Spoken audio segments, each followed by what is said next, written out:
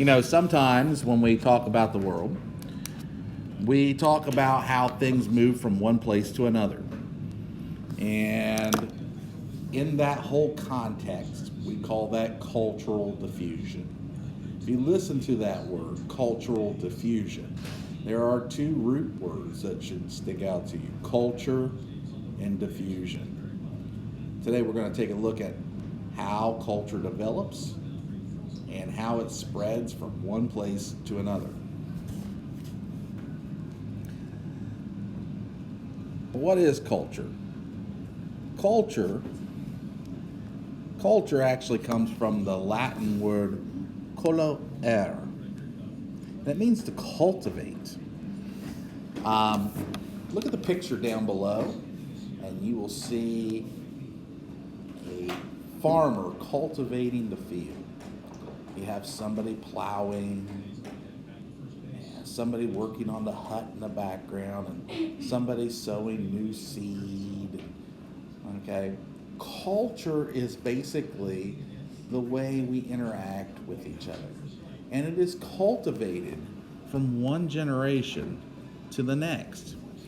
Culture refers to the universal human capacity to classify and communicate our experiences symbolically. There is literally all kinds of symbolism in our culture.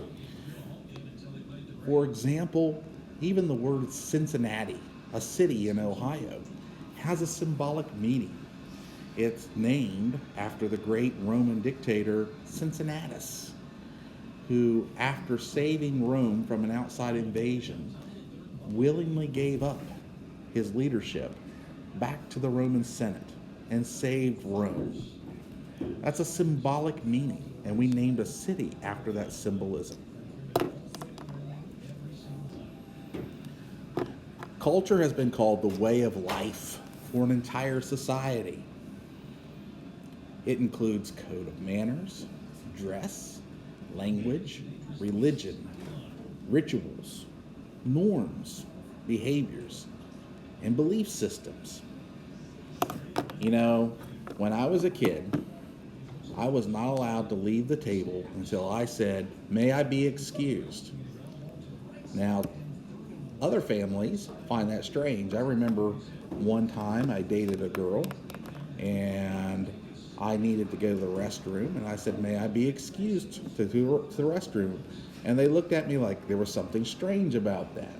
But in my household, when I was growing up, that was our culture. The culture in this girl's household was different. And sometimes when cultures meet, there are cultural misunderstandings. And, for example, cultures dress differently. They have different behaviors that are normal or not normal.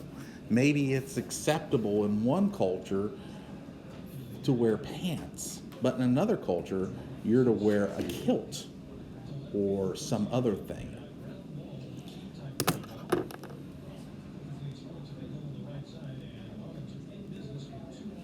Now, culture is a common way of understanding culture is to see as consisting of four elements that are passed on from generation to generation by learning alone. So what are the four elements of culture? Well, the four elements of culture are values, norms, institutions, and artifacts. Values are what we believe in. It's simply put, it's what we value. Norms is the acceptable way we interact with each other. For example, one of the norms of our society is we stick our hand out to shake hands. And that is a greeting. Now, that norm is not as normal right now because of COVID-19. But in other cultures, the thought of grasping somebody's hand and shaking it seems barbaric. But in our culture, it is a way of showing that you are friendly and you are trustworthy. Also, all cultures have institutions. We have institutions like the Supreme Court, the U.S. Congress, the White House. These are all things that we all take in and work with. And we have common artifacts. We make certain things in our culture.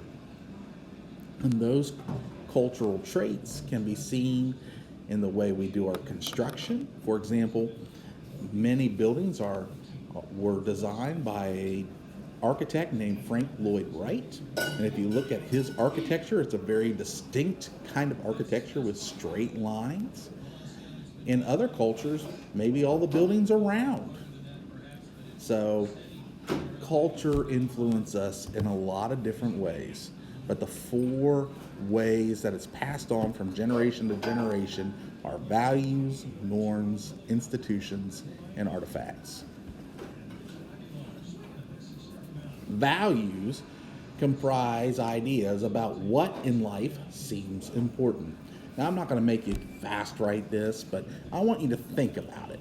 What are the values in the United States today, and why? Some might argue that we don't have any values at all. Others would point out we definitely have distinct values that are truly American. You may have heard of the American work ethic. Americans believe that if you work hard, you should be paid well. Other cultures don't value that. For example, in China is a communist nation. They believe that everybody should be working for the government and that their work is due to their country.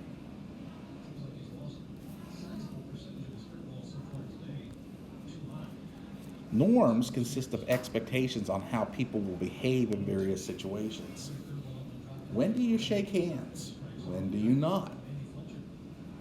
What are some of the norms that we have here in the United States? For example, when we're driving on the interstate, we expect that people who are just going a normal speed to be in the right lane, or the quote-unquote slow lane, while people pass in the left lane. In other countries, it's the opposite. People drive in the left lane and pass in the right lane. These norms are different from culture to culture. Institutions are structures of a society within which values and norms are transmitted. You could say that a school is an institution because we transmit our values and norms from generation to generation through a school. But it's not just schools. Our churches are institutions. Our government buildings are institutional places as well. Think about some of the institutions that we have here in the United States, and how do they show our values and our norms? When we are studying ancient history, we're going to look at their institutions and how they showed their values and their norms, and how they were different than ours, and how they were the same as ours, and how they influenced us to create the institutions that we created today.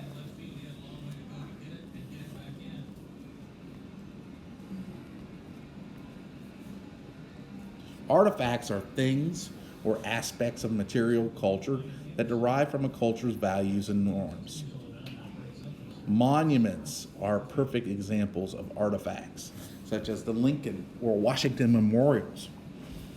These artifacts will last long beyond us, and people thousands of years from now can look at these monuments, even though they may be in ruins, and they will be able to determine things that influenced us. They'll see similar architecture to that of the Romans and the Egyptians. For example, if you go to the Lincoln Memorial, you will see Greek and Roman columns. Somebody could deduce that we were heavily influenced in our ideals of government by the Greeks and the Romans, and they would be correct. They would also notice that the Washington Monument is an obelisk, and an obelisk is actually an Egyptian monument. And a lot of our ideas on how we interact with each other also comes from the ancient Egyptians as well.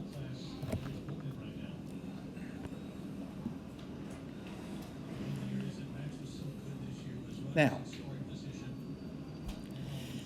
we live in the United States, and we have a unique situation. Many cultures have come here, and they have come together into this great country we call the United States of America. But within the great multicultural America, we have many subcultures. Southerners, city people or urban people, New Englanders, Appalachians, Midwesterners, West Coasters. All these are subcultures within the larger culture of the United States. Now, there are two different ways that people see that multicultural societies should exist. One is the melting pot ideal. And the melting pot ideal is much like a stew or a soup.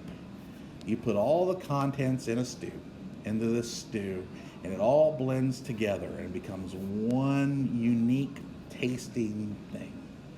Well, in a melting pot, everybody comes to a certain place and they leave behind what they were to become a flavorful part, so to speak, of the country they are going to. They blend in. Other people have a view that multicultural society should be like a tossed salad. So you put all these ingredients together, like salad and carrots and onion bits and croutons. You get the point. Raisins. I always put raisins in my salad. I know that's weird, but I do. But I can still pull out that piece of tomato and say, this is a tomato, and it is still a tomato. Or I could pull out that piece of lettuce and say, this is a piece of lettuce, and it is still a piece of lettuce. So, for example, the tossed salad concept of multiculturalism, you may see groups who, for example, Chinatown in San Francisco, distinctly American, but also you can still see the Chinese culture there very strong in Chinatown in San Francisco. That's a tossed salad concept of multiculturalism. Where a culture begins. A lot of people think of family when they think of culture. Think of Christmas. You probably have Christmas traditions, right? Well, these Christmas traditions have probably been passed down from generation to generation. They remind you of home, right? Where cultural traits begin is called the hearth. And in ancient times, the home was literally built around the fireplace. They would build the fireplace first, and then they would build the home around the fireplace so that as many different areas of the home could be heated. The hearth was a very important place. A cultural hearth is where a cultural idea, thing, or good comes from. For example, the hearth of Buddhism is northern India. It was started by a man named Siddhartha Gautama, who then took on the name the Enlightened One, or the Buddha. Now, cultural diffusion is the spreading of an idea, good, thing, or culture from one place to another. Buddhism did not just stay in one little place in northern India. It ended up spreading all over East Asia as well. It spread to China, Burma, Japan, Afghanistan, Indonesia. The spreading of Buddhism is an example of cultural diffusion. Buddhist missionaries took Buddhism all over Eastern Asia. Now, as Buddhism spread from one place to another, it changed. So you have many different kinds of Buddhism now. For example, how many of you have ever seen the little fat Buddha that you see in the picture there? A lot of us probably think of Buddha as fat because we've seen that before from China, right? Well, I'm going to let you in on a little secret. The actual real Buddha was not fat. In fact, he fasted a lot. And there are statues in northern India of basically Buddha being skin and bones. But if you go to China, well, you will see that Buddha is fat. Why is that? In Chinese culture, fat represents jolly and content. And they wanted to show that Buddhism could give you contentment. Therefore, they changed the image of Buddha to their ideal of what Buddha should be. They literally changed the way he looked. By the way, what I was talking about, look at the top right, and that is from northern India, where Buddha is skin and bone. And then the bottom right, that is the fat Buddha. Now, again, cultural decay. This happens all over the world. But we are more sophisticated than that. We would never do that, right? I mean, we wouldn't do... Oh, wait a minute. Wait. That guy is this guy? This guy is that guy? As a matter of fact, yes. Saint Nicholas was a real person. He lived in Turkey. He did not wear a red suit. He was a saint of the Roman Catholic Church, and he really did help children, and he helped the poor, and he did spread his faith, Christianity, through children by giving gifts. He really did these things. However, he was not a jolly elf that lived at the North Pole. He did not wear a red suit. And actually, he was not fat at all. But in our culture, we want to represent Santa Claus as what? Jolly, happy, kind, content. Because those traits also represent what the Christian ideal is, right? Jolly, happy, content. And we tend to see jolly, happy, content people also as being what? Fat. Yes, we do the same thing in our own culture that the Chinese did with Buddha. We did that with Saint Nicholas. One last thing. Humans create their culture because of where they live. It is said that the environment is the mother of culture, and it really is true. Look in the top right corner, and there you see a man standing in a grass skirt. Why is he wearing that? Well, where he lives, it's hot. He is in the rainforest. Now, look at the middle or top left picture. Do you think that man would live very long in that environment? No. Why? Because that's in the Arctic and it's cold there. If you're going to survive there, you have to have a culture that allows you to survive in that kind of environment. Ice, snow. The Inuit people developed a lot of different cultural traits that are different simply because of where they lived. They were the first to invent sunglasses, and those they made them out of bone and they cut slits in them.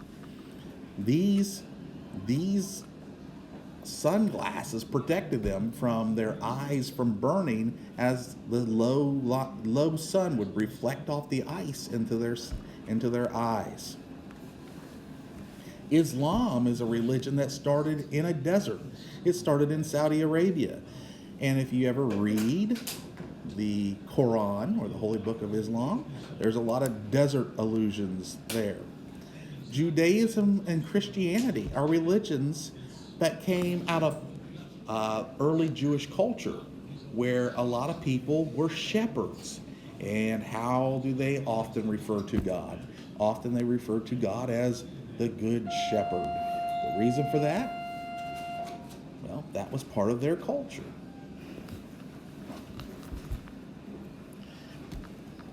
All right. I hope you guys have a wonderful day, and thank you for paying attention.